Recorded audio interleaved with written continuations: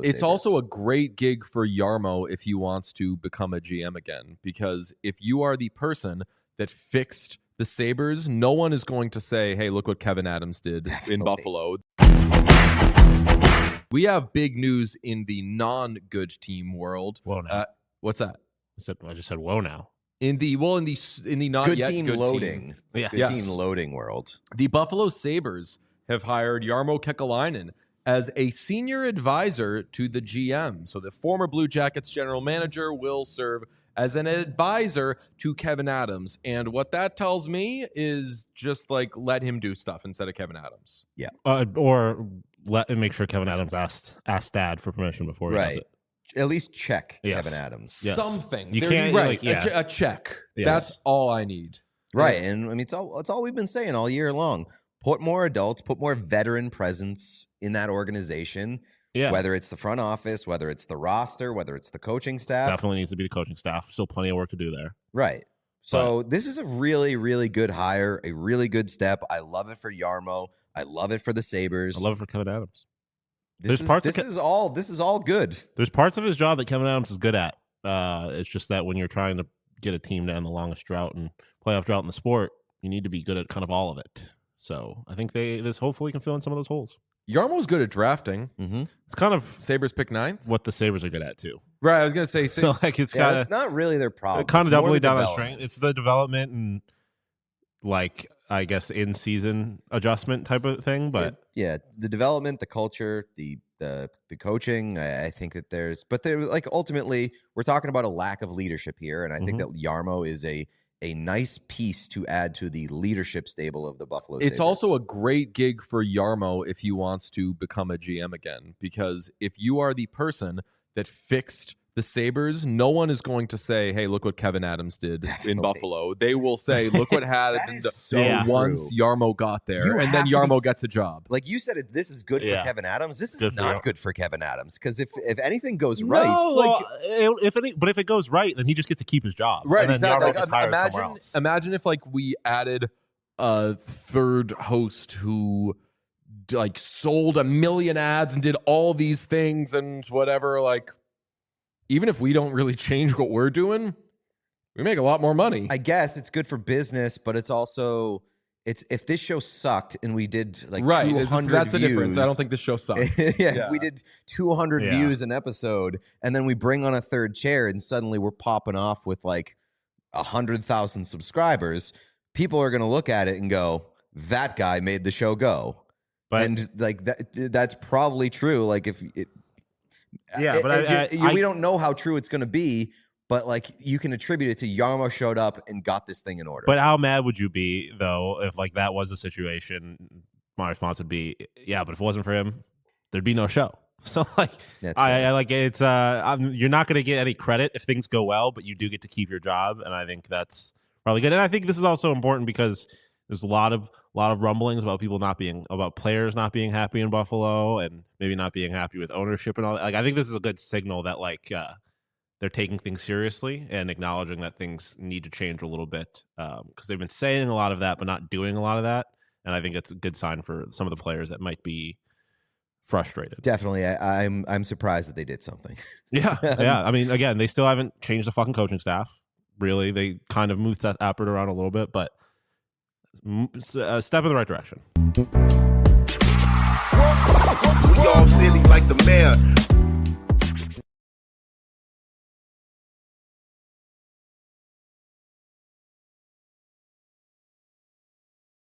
Is it good or bad for the league that like a year that was projected to be an unbelievable like potential free agent bonanza is just completely gone by the wayside? Yeah, it's bad. We've got bad news regarding NHL free agency because, as you'll remember, a couple of years ago, free agency was going to absolutely rock. We were going to get Igor Shesterkin, Leon Draisaitl, a lot of, who else was, Mikko Rantanen, of course, Sidney Crosby even.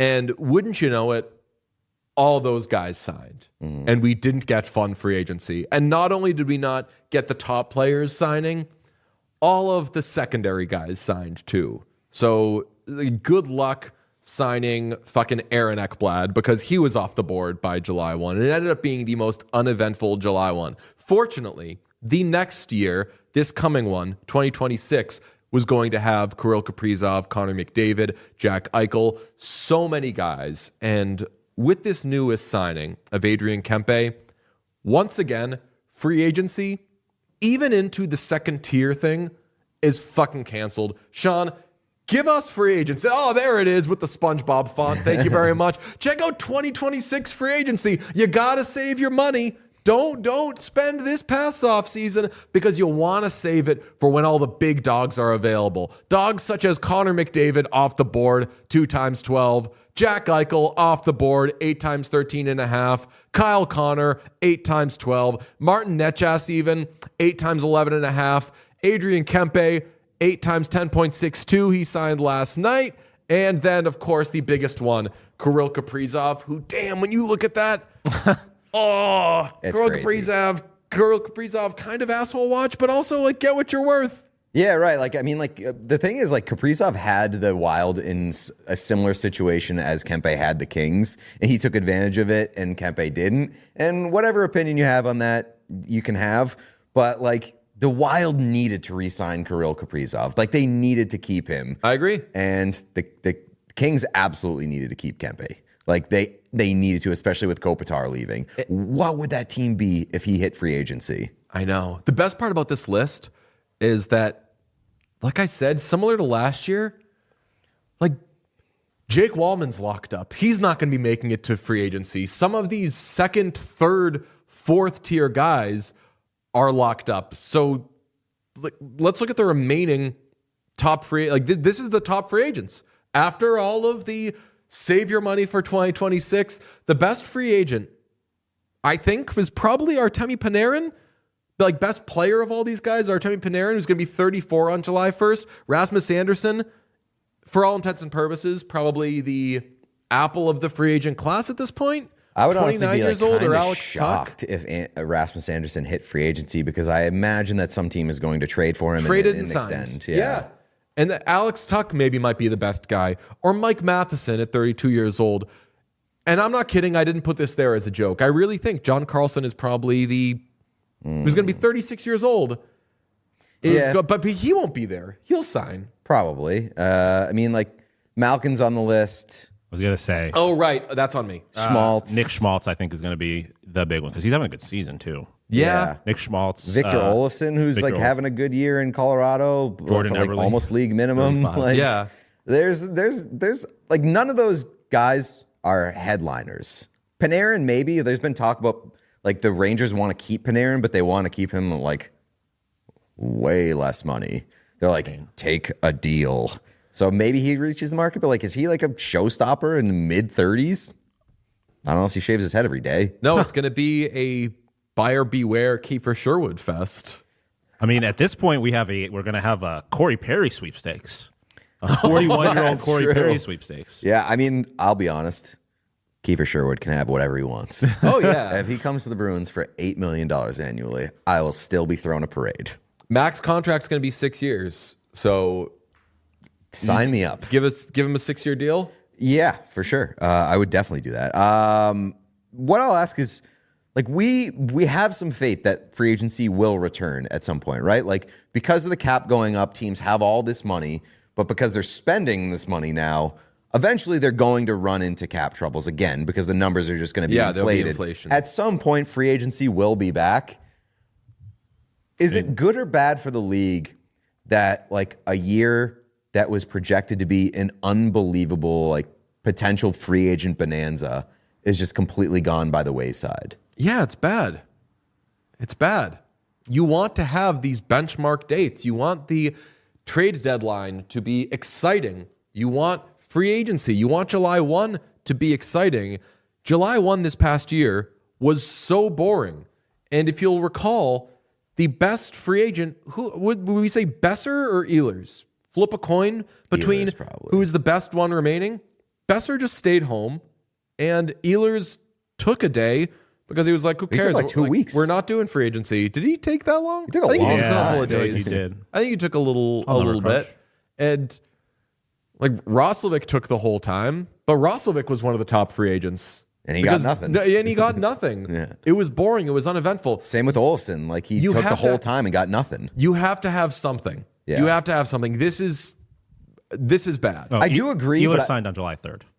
Ehlers signed? Yeah, it was a couple of I feel days. like that took forever. Yeah, so did I. Yeah, because we waited days of nobody signing. So that probably that's true. felt like I agree with you.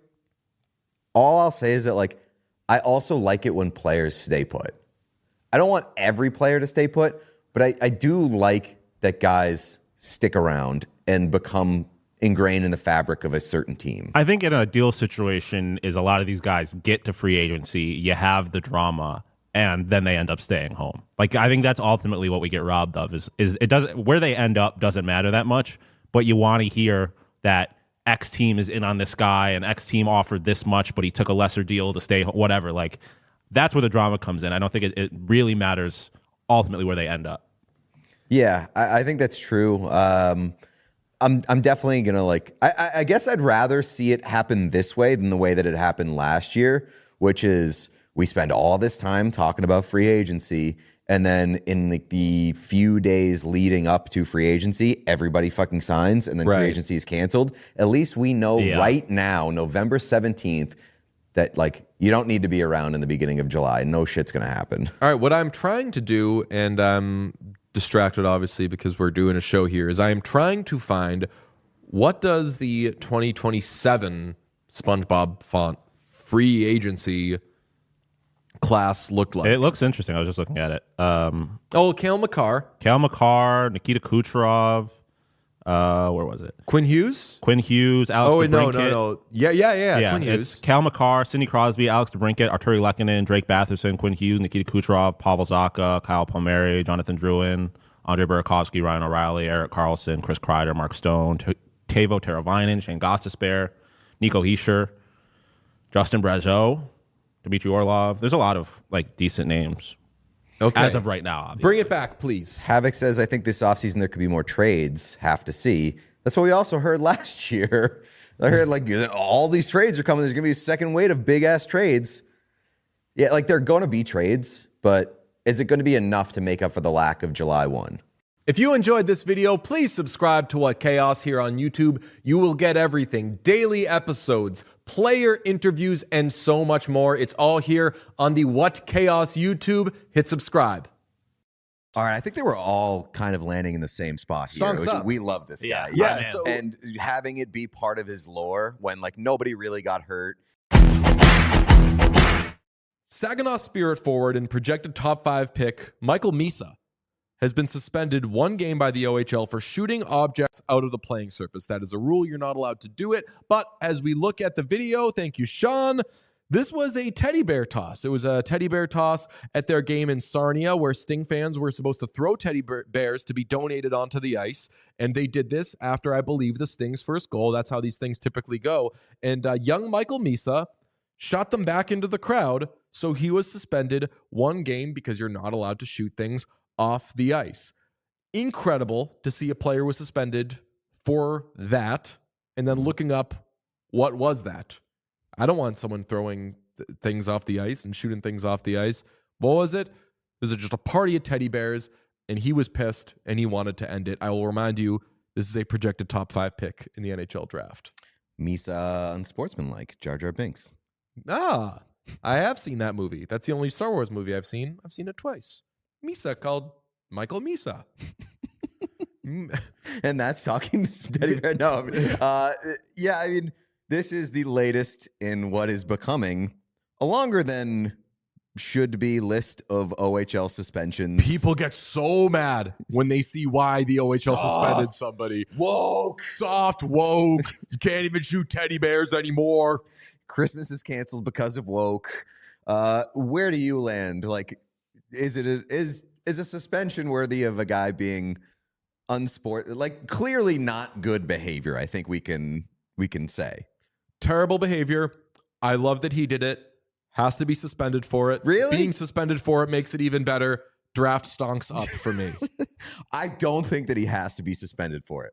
I think that giving him the game misconduct, because I believe he got a game misconduct, right? I think the tweet from the OHL said that he was given a game misconduct for shooting things into the crowd. I get that. I'm sure it's like a letter of the law kind of thing where it's in the rule book. If you shoot back into the crowd intentionally, you're out for the rest of the game. Fine.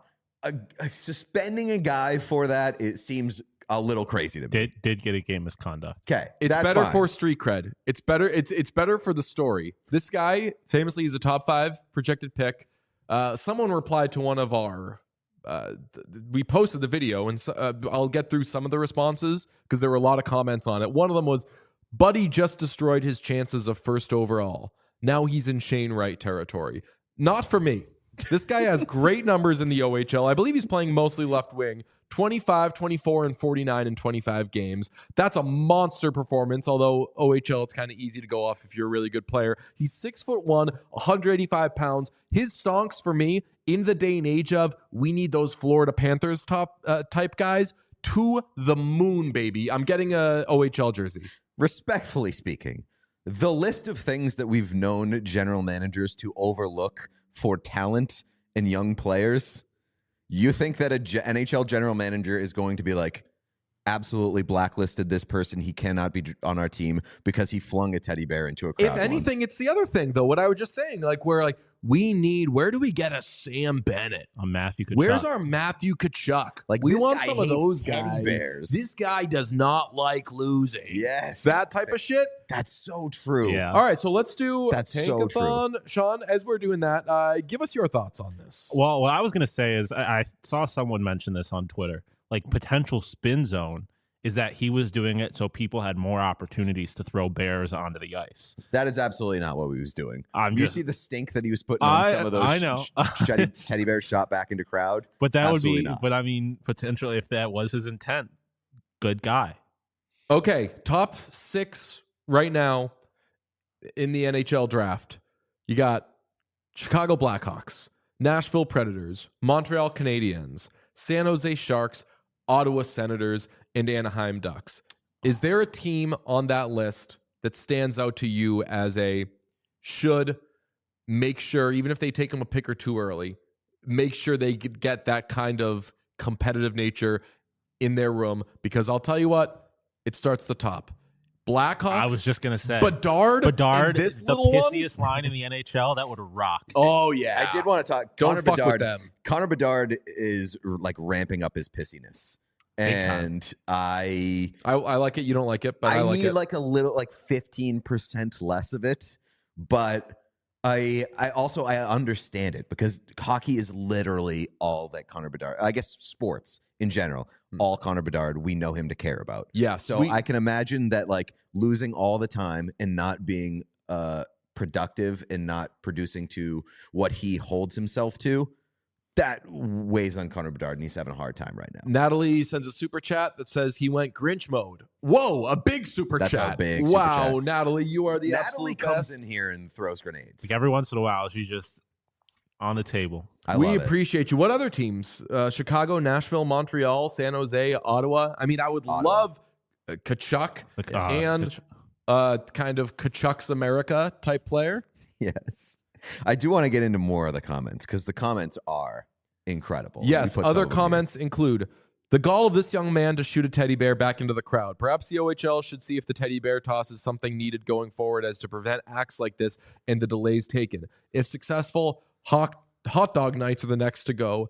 # clown show. I have no idea whether that was snarky Satire. or what. I thought it was serious until I heard the hot dog part, and then I think it's satirical. Another one. The reevaluating whether the teddy bear toss is a good idea based off of one player. Let's have a conversation. Yeah. I don't get why people are bitching about this so hard, says another person on Twitter. The teddy bear toss is there for awareness, and obviously he doesn't care. People are going to call me soft, but I don't care. I think he deserves more than one game because that is incredibly disrespectful to people. That one took me on a ride. Yeah. Because the beginning was like, I could not care less about this. Get this guy out of the fucking league. Yeah, there's a lot of I don't care or people shouldn't care, and it seems like that person cares. I like it's Yeah. disrespectful to people. Yeah. Nikita Zadorov had a eye roll inducing one about Lucas Raymond the other day. Did you see that? Yep. Slashed him on the hand, and Lucas Raymond goes like that after. And after the game, Zadorov was like, It was disrespectful. Get that out of the game. Yeah, he said we want to get that out of the game. Once Zadorov retires, he's going to become like the NHL's ambassador for respect. Yes. I just loved like doing something dirty and then someone gets upset, like tries to show the ref that someone did something dirty. He was like, can't have that shit. We don't snitch in this league. Also, it's like, yeah, I slashed him, but he shouldn't make a whole big deal about it. It's also possible that when he saw Lucas Raymond going like this, he thought that Lucas Raymond was like doing some of that dancing. Nikita Zadorov does not like dancing. He wants that out of the game. We also got a lucky he's not kicked off the team comment. This was a quote tweet and a response. Someone was busy with lucky he's not kicked off the team. If this guy got kicked off the team, I would need daily coverage of him. Yes. Terrell Owens doing sit-ups on the front lawn style. I want to know where this guy is. Michael Misa, my king, every minute. Somebody put the definition of deterrent, including the pronunciation. Deterrent, something that prevents, checks, or suppresses. Automatic 1-game ban for shooting an object into the crowd is a long-standing #OHL policy. Learn it, live it, love it, and have a good laugh about it. I'm down with most of that except for learn it. You don't need to love it. You don't need to just experience it. You know you're probably going to get suspended for it. You do it. Michael Misa, you are the man. I did learn it. I guess now I Yeah, a know. lot of people Now learned I it. know that it's an automatic 1-game ban. So I guess My thing is what like, it is. if he was actually upset about the teddy bear toss, like throwing them back into the crowd is such a like literally losing way to fight that battle because you are gonna get outnumbered. Like you're not getting them off the ice. You're just And delaying you're it even picking up more. somebody's sword and giving it back to them. Exactly. Yeah. Like if anything, just start like beating the shit out of the teddy. Like if you're trying to get a point across, destroy the teddy bear. I don't know if I could get behind No. violence towards teddy bears. Like it would be unacceptable. But I'm just saying from his perspective, if he's trying to prove a point, you tossing a few into the crowd that basically looked like it required like fan footage for people to actually have proof of.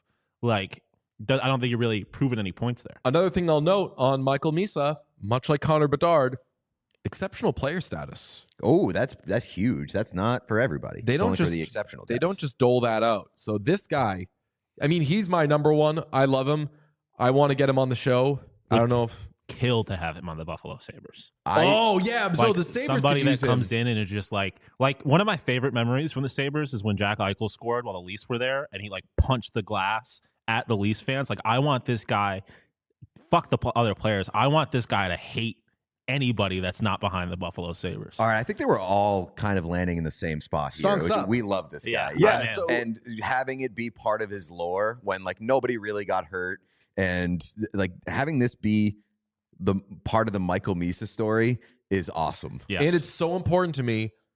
You seemed anti-suspension. That I'm was so pro-suspension on this because I need that for the lore's sake. Like, you hear he got gotta be his suspended for Joker shooting moment. teddy bears into the crowd. Oh yeah. I mean, I was anti-suspension when I thought that it was a decision like supplemental discipline. It is a accompaniment to the OHL rule that you automatically get a 1-game ban and a game misconduct. Only problem I have with suspension is if he learns something. Like if he's like, you know what, that behavior was unacceptable. don't change it. Don't change that. it. I have a problem with. There Like, better not be an old Misa. Yeah, like We don't want that to say, hey, that was the old Misa. This needs to be his Joker moment. Like he needs to be a villain from now on. I was gonna say, like, how do you think he responds to this? Because there is one of two options. He could say, "Oops, I'm very sorry. Please forgive me. It was the heat of the moment." Or he could do the NFL player thing of the guy who just almost killed Trevor Lawrence, which was don't regret a thing. I'm literally becoming the Joker. I'm your new villain. This guy's first game in Boston. I'm going on the glass warm-ups. 2025 or maybe later on, but guess the jersey competition. Keep this locked in because Someone's there's a getting Misa a jersey. Misa. At There's least a Misa somebody jersey coming. is getting a Misa. And I'll also say this is kind of Marchandish behavior, endearing. Remember, I believe it was, Tristan Jarry was giving a fan a puck. Remember, he was like flipping a puck.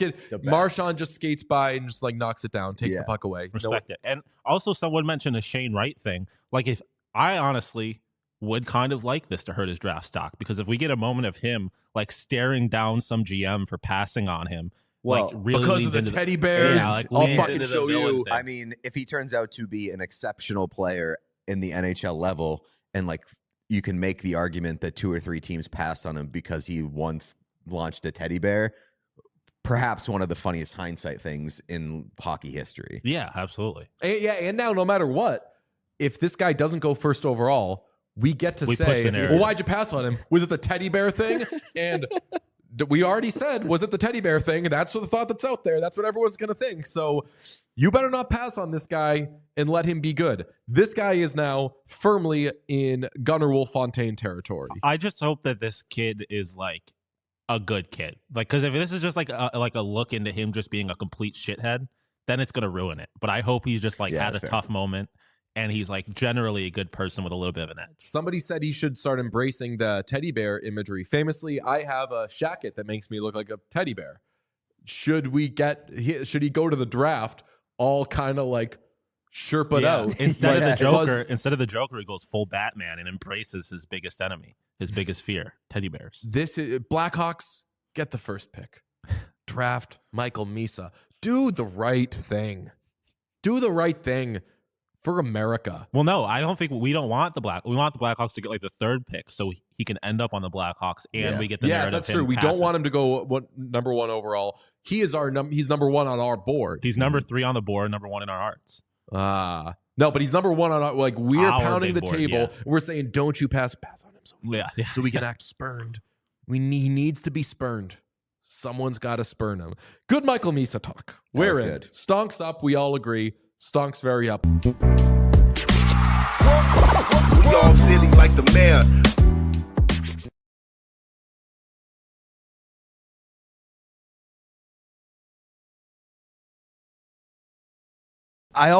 We say it all the time. If you identify a guy you want, go ahead and overpay. Go ahead and overcommit. But when we say overcommit, pick a lane. Overcommit on the years, overcommit on the dollars. Don't do both. The Bruins were 28th in goals scored last season. They needed to add at least 1 top 6 forward, probably 2. They had money to spend, and they went into free agency, and they spent it. However, they did not really address scoring. They took Victor Arvidsson from the Oilers. That's 1 year at $4 million. Then they go on a 4th-line spree, and I guess I could call that a bottom 6 spree, but I'll call it a 4th-line spree. They signed Tanner Jeannot from the Kings, 5 years times $3.4 million. A little comparison there. Tanner Jeannot got more money than Andrew Mangiapane did. Let's move on. They signed Sean Corrali, old friend, 2 years times $1.85 million, and they signed Mikey Eyssimont, 2 years times $1.45 million. In doing all of this, and they also signed other guys. They signed Matej Blumel, the Czech forward who played in the AHL last year for Texas, is kind of a 4-8 type player. Maybe you hope that he can score at the NHL level. But anyway, they went and they spent a lot of money. They did really spend. They don't have a ton of cap space anymore. And I was reading something from Jonathan Willis on his Substack today, because that's right, I'm cool. Every now and then I will peruse the hockey Substacks. And Jonathan Willis posted something about the one thing the Florida Panthers do that other teams, to a degree, can kind of do themselves. A lot of it, you cannot have Sasha Barkov. He's already on the Florida Panthers. You cannot have Matthew Tkachuk. There's only one of them that exists. But one of the things that the Florida Panthers do that your team can try to do is sign your depth players to the veteran minimum. And if they want more than the veteran minimum, sign them for $1 more than the veteran minimum. Because that is basically what the Florida Panthers do. They just re-signed Tomas Nosek yesterday. You know what it was? It was 1 year times $775,000 or whatever the number is, $775K. And he noted what Nosek was when he got to Florida, what he did last year, and what raise he got. He got a $0 raise. He had a good year with Florida last year. Obviously, it was very big. Johnny the Joke Man will talk your ear off about what an impact he made in Game 3 against the Maple Leafs in the second round, and they didn't give him a raise. Meanwhile, you have the Bruins signing 4th-liners to nearly $3.5 million contracts, nearly $2 million AAV contracts, nearly $1.5 million AAV contracts. And afterwards, I know I'm talking a lot here, afterwards, Don Sweeney talked about the juice and the competitiveness, and they're going to be hard to play against.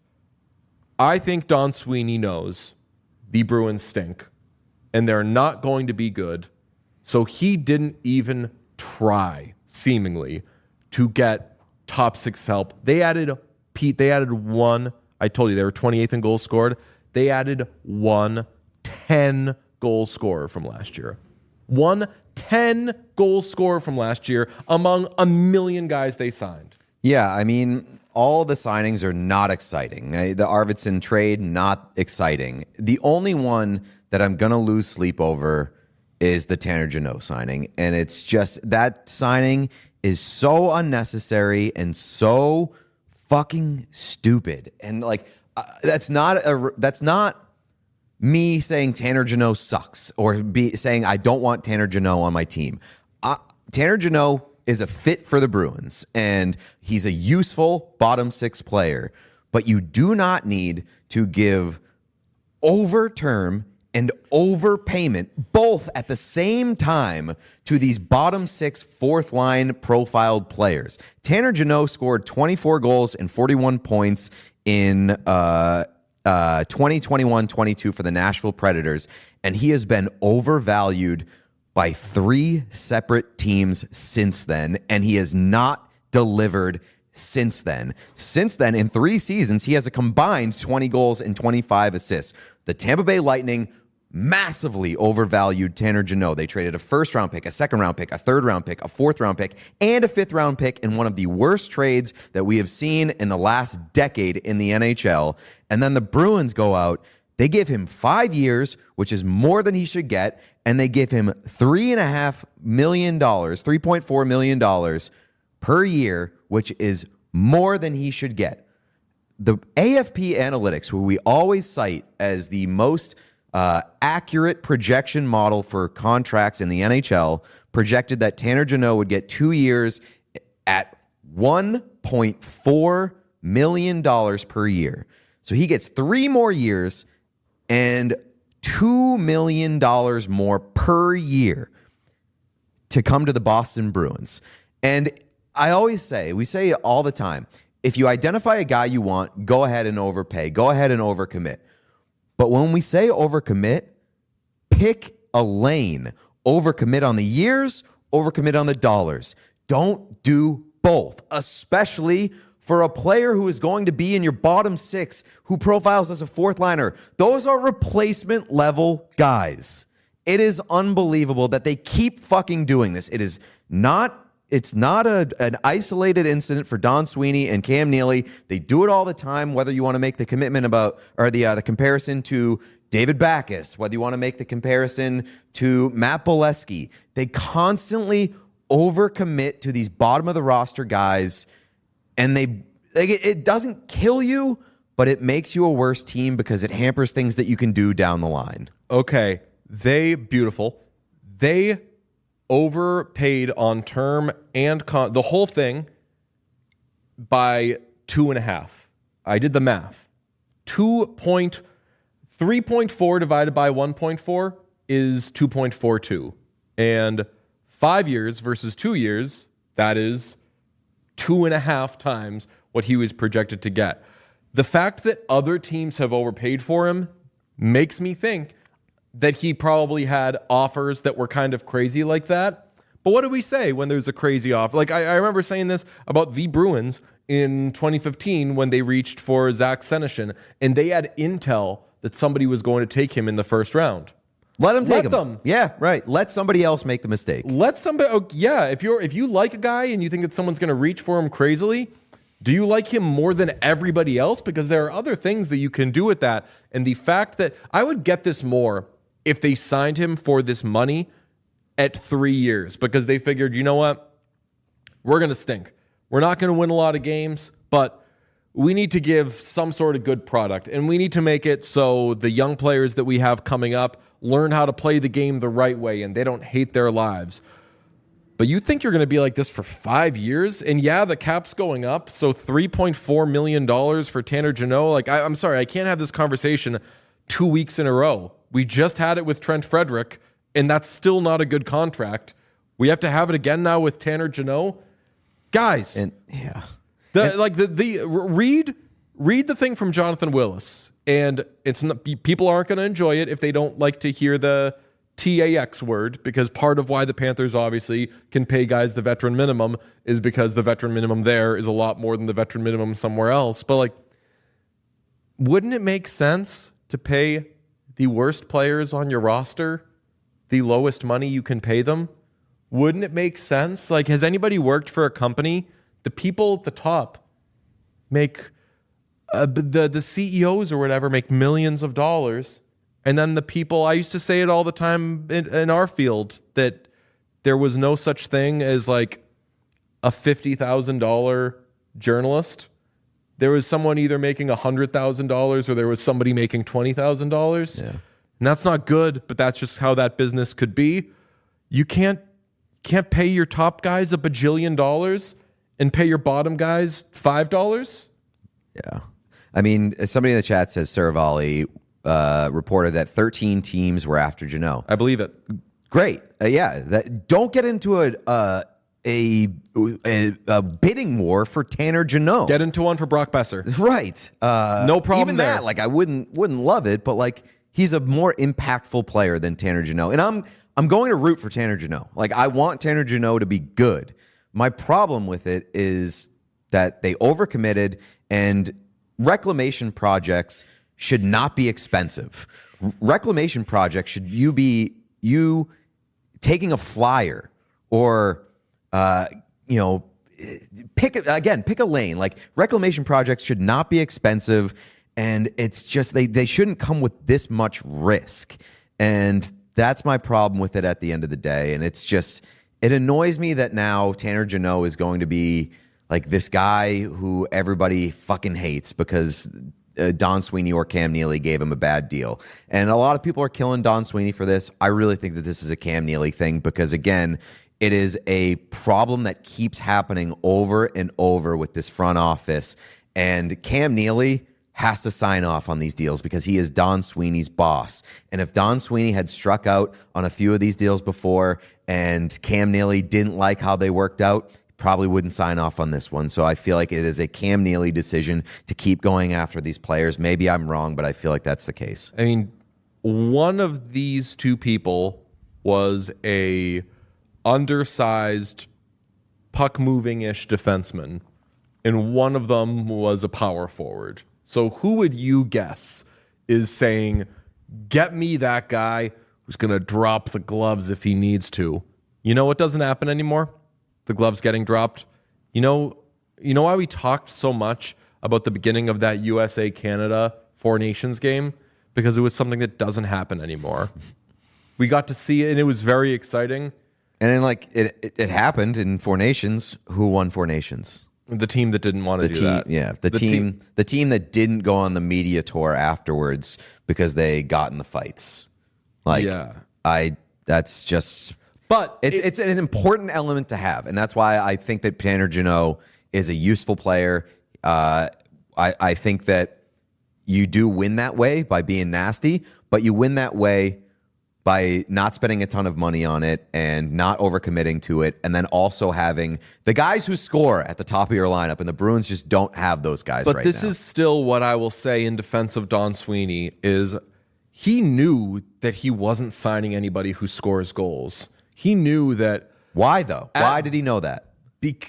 Why don't you go out and get a Nikolai Ehlers? So, like, that's what I'm saying. Like, he could have done that, and he didn't. So, does that tell you that he doesn't think this team is good, or that this team shouldn't be trying to do what the Bruins of 5 years ago would have done, which is at some point, hey, you got to pay the piper, and they would say, no, we're going for it. No, we're going for it. This is an offseason in which they clearly are not going for it. It's weird to me that they're still spending. I don't know if maybe they want to not be criticized for spending to the cap, but they're spending not the cap on one-year deals then. Yes. Like, they're spending on multi-year deals, which Like, if they're tanking this year, if that's their goal, if they want to end up in the lottery for that Gavin McKenna lottery ticket, then go ahead and do that. Fill your roster spots with 1-year deals on overpayments because you have the money to spend, and then reassess next year on what should be a better free agent class and spend that money again next year.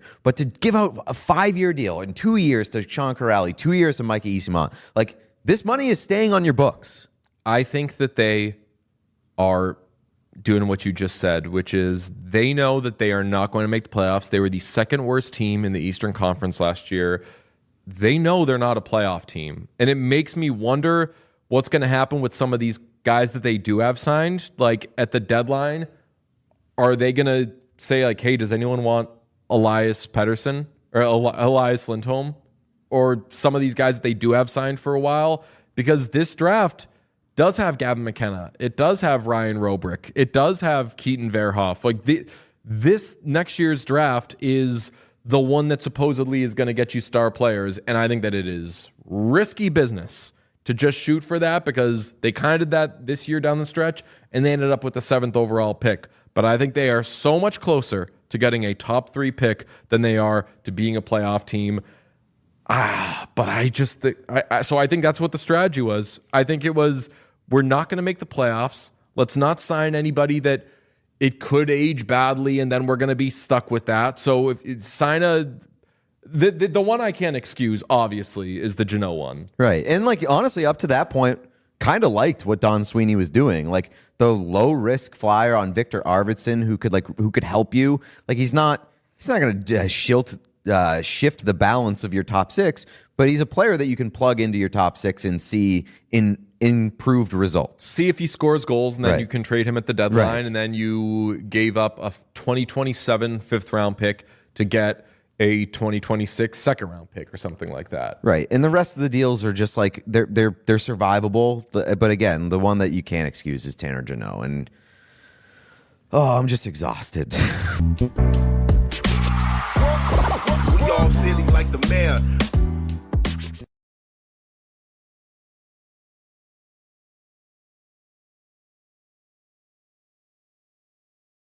Don Sweeney did so much for Brad Marchand by not being smart about that contract. 100%. I want to talk a little Brad Marchand. Should the Bruins have just signed him? He was willing to give them a compromise, famously, in the week before he was dealt. And my answer has always been yes. From the say, like, even when they were like, we won't come down on what Brad Marchand is asking. I was just give Brad Marchand what he's asking for. And I know that might be bad business, but who else are the Bruins paying? Right. That was always my thing. The only thing I will say is that, like, I feel like this is a prime opportunity for a little revisionist history. He was not as dominant as he is right now. He was injured. Yeah, so, like, I understand there being a hesitation to pay him as much as he was requesting at the time. But holy fuck, does it look bad now? It's not revisionist history when I said it at the time. Well, no, I'm not saying you. My but reaction was just fucking give him the money. I know, yeah, I agree with you. I was just saying, like, from the Bruins' perspective, it was. I don't think it was. We don't want Brad Marchand to be a Boston Bruin. It was we don't want Brad Marchand in his current state to be getting paid as much as he is requesting, which is slightly more understandable. But like I said, looks way worse now. But okay. Bruins, Red Sox handshake, like, the decisions on who to pay and who to give their money to, very questionable and weird at points. Like, how many times have we seen the Red Sox trade away somebody like Mookie Betts? Let's just throw that name out there, because they don't want to pay that guy. Just so they can turn around and just pay so they can turn Rafael around Devers and then kind trade of him. counteract the negative reaction by handing a shitload of money to somebody else just for kind of fan service. Like, who are the Bruins going to give? David Price over John Lester. Like, didn't sign John Lester when he was like, I'd like to be here. But David Price was a very good player as well. The difference is but that they had decided they gave the money to like, somebody. The reason they didn't sign John Lester was because they had made a rule about signing pitchers over 30. And then when it worked out so poorly that they did not sign John Lester, they said, all right, we're changing the rule. We're going to go sign David Price now. And it's like, you could have just had John Lester for a lot cheaper, and he's probably given you that playoff performance that David Price. I was going to say the only thing is that like if you pay Casey Middlestat fucking Brad Marchand money and then he wins a Conn Smythe, then it's hard to say you should have paid Brad Marchand. Okay, I said that I wanted to discuss a hero. Don Sweeney should be Brad Marchand's hero. Don Sweeney saved Brad Marchand from himself. Brad Marchand was considering the fact that he would be traded, but he was going to do what he could to stay a Boston Bruin. And in February, AFP Analytics projected Brad Marchand's contract at 3 years times $7.79 million. The Bruins would not give him that. The Bruins wanted to give him something. They would give him 3 years, but they wanted to give him something closer to what he was making at the time, which is $6.125 million. Famously, Elliot Friedman reported that in the week before he was traded, Brad Marchand called a meeting with the Bruins and said, I'm ready to compromise. I'm going to lower my ask on the AAV if you'll raise what you're willing to give me, and we will meet in the middle. Brad Marchand said, I will compromise. The Bruins said, we will not. They would not give him that compromise, which let's say would have been 3 years times $7 million. And Pete was yelling about it. I was yelling about it. Just give it. This is not going to be a bad contract. Even if in the third year he's not quite as good, it's going to be $7 million, cap going up, all these things. Brad Marchand would compromise. The Boston Bruins would not. So they trade him to the team of his preference. And now Brad Marchand, after being willing to take less money, after being hurt, after being on a team that was going nowhere, is now rejuvenated, playing the best hockey he has played in years, which factually would not happen in Boston because the Bruins were not going to make the playoffs. He is in line now for a 4-year contract at something like $8 million per. He has made, let's say, $10 million easily thanks to this move. And let's not forget, he's going to be an Olympian next year. And that was, to put it lightly, no guarantee. Yeah. Don Sweeney did so much for Brad Marchand by not being smart about that contract. 100%. 100%. Huge favor. It all works out in Brad Marchand's favor. I mean, you didn't even mention one win away. Like he's one win away from hoisting a Stanley Cup and perhaps being the Conn Smythe. Like, not only is he making $10 million easy more than he would have, he's also, people are now locked in on him being a first ballot Hall of Famer or at least a Hall of Famer. And this has been a huge, huge legacy series for Brad Marchand. So yeah, that man should send Don Sweeney an edible arrangement, and I'm going to steal it off of Don Sweeney's doorstep. We all silly like the mayor.